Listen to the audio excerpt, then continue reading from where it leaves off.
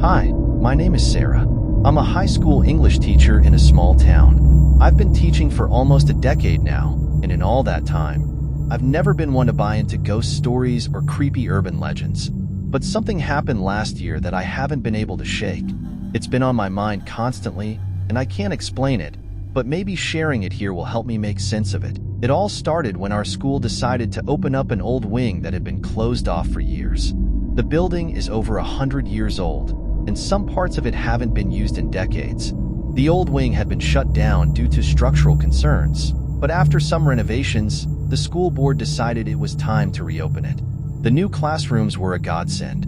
We've been struggling with overcrowded classes for years, so having extra space was a relief.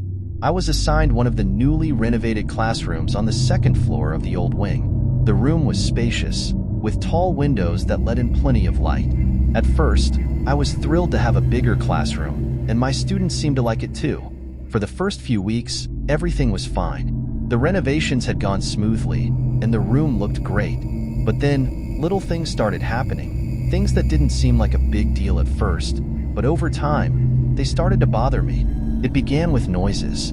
During lunch or after school, when the building was quiet, I'd hear what sounded like faint voices or whispers.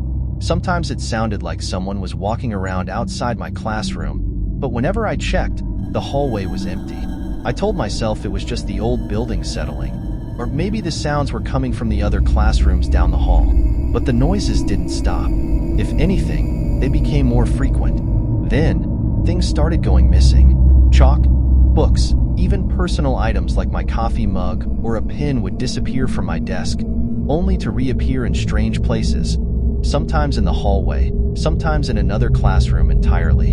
It was frustrating, but I figured it was just students playing pranks, so I didn't think much of it. But then there was the incident with the lights. One afternoon, I stayed late to grade papers. It was already dark outside, and the school was almost empty. I was focused on my work when, all of a sudden, the lights in my classroom flickered and went out. I sat there in the dark for a moment, waiting for them to come back on, but they didn't. I fumbled for my phone to use as a flashlight and headed to the door, but when I reached it, I found it was locked. That was strange because I hadn't locked it. I never lock my classroom door when I'm inside.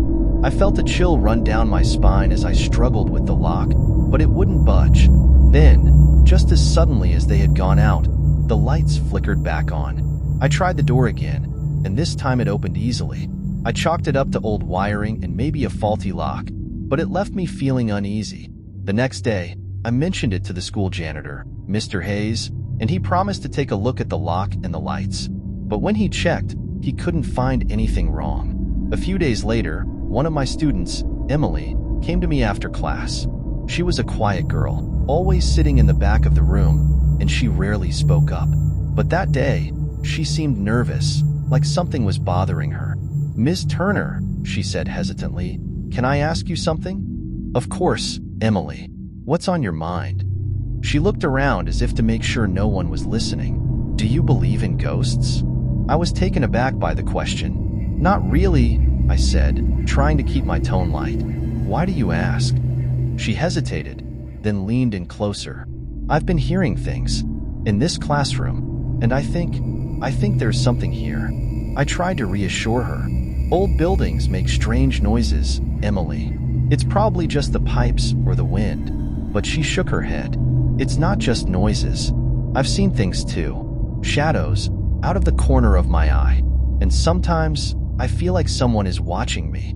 I didn't know what to say. I could see she was genuinely scared, and it made me uneasy. I told her to come to me if she ever felt uncomfortable in the classroom, and she nodded. But I could tell she wasn't convinced. After that conversation, I started paying more attention to the things happening in the classroom. The noises, the missing items, the flickering lights. It all seemed to be getting worse. I even noticed that some of the students were starting to act differently, more distracted, more nervous. But when I asked them about it, they just shrugged it off. Then, one day, I found something that made my blood run cold. I was tidying up the classroom after school when I noticed one of the floor tiles near the back corner was loose. I wouldn't have thought much of it, but when I stepped on it, the tile shifted, revealing a small gap underneath. Curiosity got the better of me, and I pried up the tile to see what was underneath.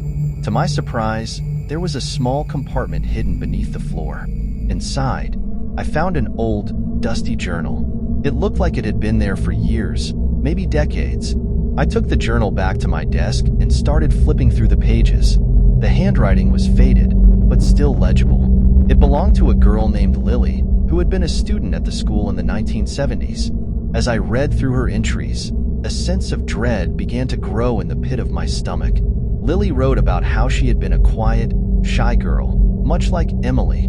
She mentioned feeling like she didn't belong, like she was invisible to the other students. But then she started writing about the old classroom, the very same one I was sitting in.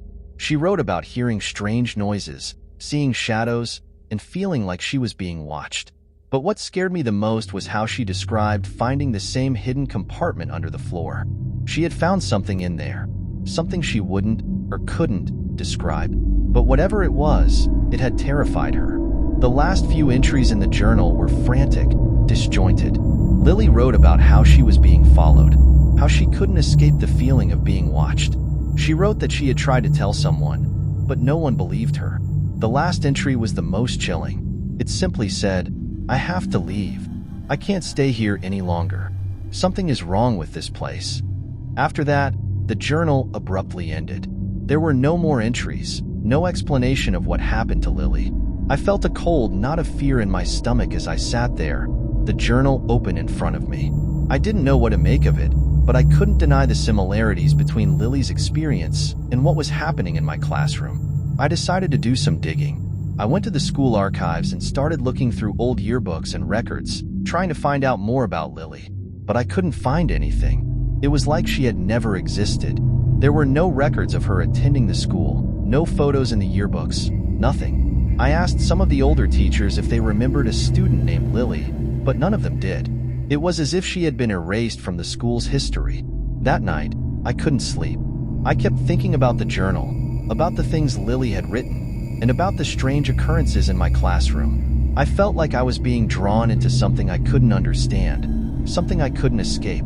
The next day, I went to school early, determined to get to the bottom of this. I took the journal to the principal, Mr. James, and told him everything that had been happening. He listened patiently, but I could tell he didn't believe me. He said he would look into it, but I could tell he thought I was overreacting. That afternoon, during my last class of the day, the lights went out again. The classroom was plunged into darkness, and the students started to panic. I tried to calm them down, but the fear in the room was palpable. Then, out of the darkness, I heard a voice, a low, whispering voice that seemed to come from everywhere and nowhere at once. I couldn't make out what it was saying, but the sound sent a chill down my spine. The students heard it too, and they started screaming. I fumbled for my phone, trying to get the flashlight on, but my hands were shaking so badly I could barely hold it. When I finally managed to turn the light on, the room was empty.